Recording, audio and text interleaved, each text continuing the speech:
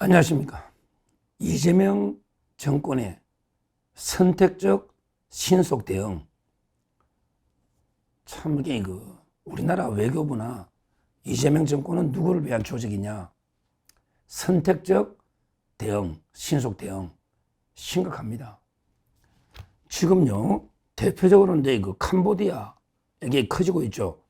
이재명이가 나서가지고 캄보디아 시신, 빨리 신속하게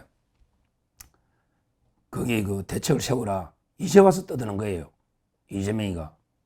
이게 사건 터진 게 2달 넘었습니다. 제가 며칠 전에 방송을 했잖아요. 우리 한국의 대학생이 캄보디아 갔다가 납치가 됐는데, 근데 우리나라 대사관에서도 나 몰라라. 그냥 캄보디아 경찰에 신고하라고 하고 나 몰라라. 그 다음에 우리나라 경찰도 근데 납치범이 처음에 전화가 돈을 5천만 원 달라 하니까 돈 주면 안 됩니다. 이게 다야. 돈 주면 안 됩니다. 이게 다야. 이런 식으로 우리나라 경찰이나 대사관이 직무유기 무책임하게 죽음을 방치한 거예요. 그러니까 이제 대학생이 고문을 받다가요. 20대 대학생 고문을 받다가 심장마비로 사망을 했다. 저 방송을 했잖아요. 그러면서 이게 8월 달까지 한 330건의 납치 사고가 있었다. 캄보디아에서 8월 달까지 올해만 330건. 심각하다. 근데 2달 동안 시신이 한국으로 송환이 못 된 거예요. 시신이. 이거 심각한 문제잖아요. 근데 이재명이가 이제까지 한마디도 안 하고 있다가 이게 이제 크게 문제가 되니까 이제 나서가지고 대책을 세우라. 이걸 지시한 거예요. 그러니 외교부도 이제 나서가지고 캄보디아 대사 불러서 항의하고 이런 식으로. 지금 이게 사건이요. 얼마나 이게 된 겁니까? 이 대학생의 안타까운 억울한 죽음만 해도 2달이 넘었고요. 근데 캄보디아에 올해 8월까지 330건이 넘는 납치 사고가 있었는데 아무런 대책도 없다가 이제 와서 특별여행주의보를 내린다. 특별여행주의보.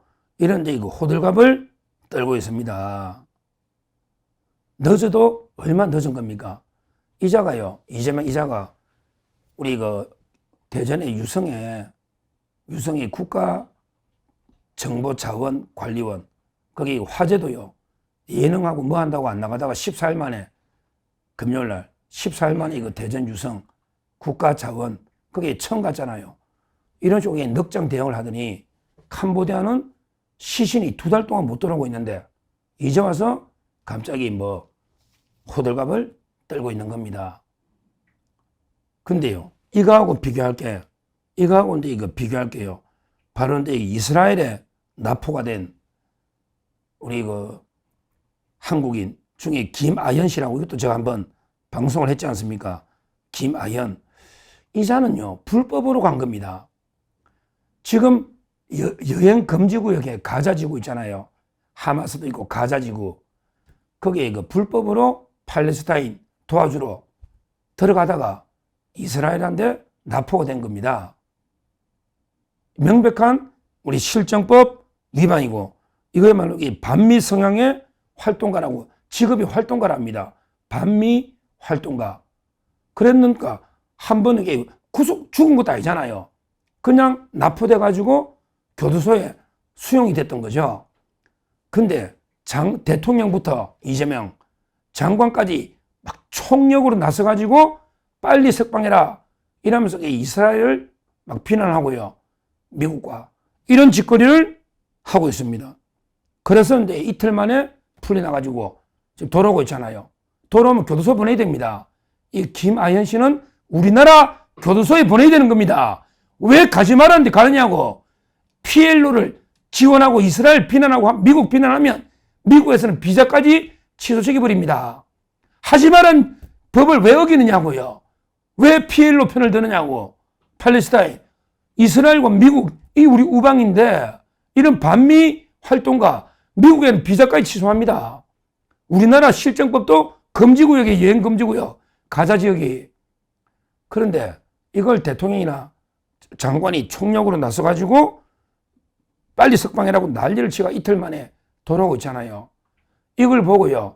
야, 우리 청년들이나 우리 국민들이 볼 때 내가 잡혀가면 내가 우파냐 좌파냐 따라서 대응이 다르겠구나. 이런 자괴감이 들 거 아닙니까?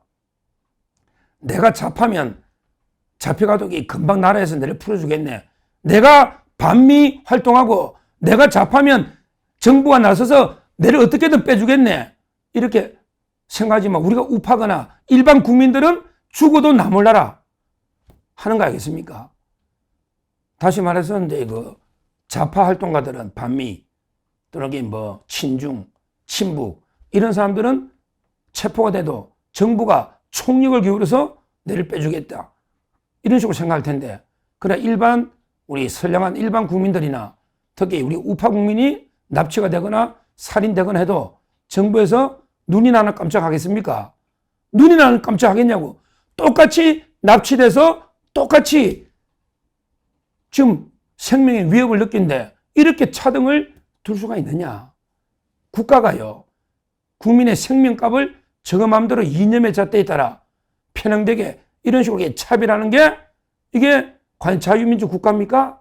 이게 올바른 정부냐고요. 국민의 생명값이 내하고 정치 이념이 똑같으면 하늘처럼 귀하고 내하고 반대쪽에 있으면 완전히 진짜 생명을 우습게 보는 이렇게 경시하는 이런 정부가 과연 제대로 된 자유민주 정부냐 이런 의문이 드는 겁니다. 하여튼 이번에 이스라엘 김아연 씨 이 대응 이 대응이 아주 잘못됐다기보다 이런 대응을 다 했어야죠. 우리나라 국민이 누구든지 외국에서 납치가 된다 이러면 총력을 기울여서 구해내는 게 이게 나라가 정부가 할 일이 아니냐. 국민의 안전과 생명을 지키는 것보다 더 중요한 국가의 사명은 없다. 이걸 제가 다시 한번 말씀드리고요. 하여튼 캄보디아나 그러고 사전에 대책을 또 세워야죠. 사후에 억울한 죽음을 빨리 시신 인도받고요. 이런 것도 중요하지만 지금 납치 건수가 8개월 만에 330건이고 그 축구 감독했다는 옛날에 박항서 감독도 자기 납치될 뻔한 이런 경험을 이야기하고 있지 않습니까? 그러면 이걸요 충분히 사전에 대비를 해야죠. 여행 특별주의보도 내리가 그것도 필요한데 그보다는 캄보디아 정부나 또 우리 캄보디아 우리나라 대사관도 있고 또 경찰도 나가 있고 국정원이나 나가 있잖아요. 그러면 교민들 안전을 위해서 어떻게 서로 연락망이나 어떻게 할지 이런 걸 사전에 철저하게 준비하고 대비하는 게 필요한데 과연 이재명 정권에서 이런 일을 하고 있느냐? 아예 국민의 생명과 안전 이걸 방치하고 있는 게 아닌가? 이런 생각이 듭니다. 하여튼 이재명 정권이 하는 거 보면 그래요. 군인도 그렇잖아요. 최상병 하나는 하늘처럼 귀한 이런 죽음으로 봐가지고요. 최상병 죽음을 규명하라. 억울하다. 최상병이요. 그냥 폭우로 불광력으로 그냥 대민 업무하다가 죽었는데 이걸 가지고 엄청나게 영웅으로 만들어서 높이 띄우잖아요. 근데 다른 군대 억울하게 죽은 사람이 한두 명입니까? 훈련하다가 실수로 사고로 죽은 사람도 많고요. 또는 스스로 극단적인 선택한 사람도 많고 때로는 원인도 모르는 억울한 안타까운 죽음도 전방에서 북한군의 소행인지 누군지도 모르는 이런 죽음도 많잖아요. 그런데 다른 죽음은 전부 나몰라라 하면서 최상병만 영웅으로 떠받드는데 최상병이 옛날에 우리 군인들 중에 보면 부하 옆에요. 수류탄이 떨어지니까 자기 몸으로 덮쳐가지고 수류탄을 덮쳐서 부하를 다 살린 이런 진짜 참 군인들도 많잖아요. 이런 군인입니까? 최상병이 다른 사람을 다 살리기 위해서 살신성인한 이런 군인도 아니잖아요. 근데 최상병과 박정훈 이놈만 영시해가지고 좀 있으면 교과서 실리겠네. 야, 대민 업무 도와주러 가서 급류에 죽었는데 교과서에 실리게 되겠네. 박정훈도 강직한 군인으로? 이게 말이 됩니까? 진짜 우리 옛날에 참군인들 많잖아요. 부하를 살리기 위해서 내 온몸으로 수류탄을 덮치버린 이런 분도 있고요.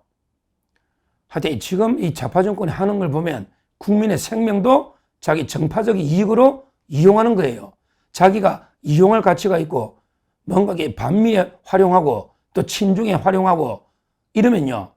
이러면 이거 엄청나게 띄우고 그게 아니면 그냥 개무시하는 식으로 죽음도 이런 짓거리를 하고 있습니다. 하여튼 지금 우리 젊은 청년들이 여기에 대해서 엄청나게 분노하고 있습니다. 왜 선택적으로 신속 대응을 하느냐. 반미 활동가는 모든 수단방 망가리고 이틀 만에 구해내고 캄보디아 우리 일반 선량한 청년은 왜 2달 동안 시신까지 방치하느냐. 청년들은요. 이런 불공정에 분노하고 있는 겁니다. 그래서 우리 20대가 들고 일어나고 있는 겁니다. 우리 청년들 포함해서 모든 국민이 이재명 정권의 이런 선택적인 이런 대응에 우리가 분노하고 이것만 보더라도 이재명 정권은 정말 국민을 위한 이런 정권이 아니다. 여기 분명하기 때문에 어떻게든 끌어내야 된다. 이렇게 말씀드립니다. 감사합니다.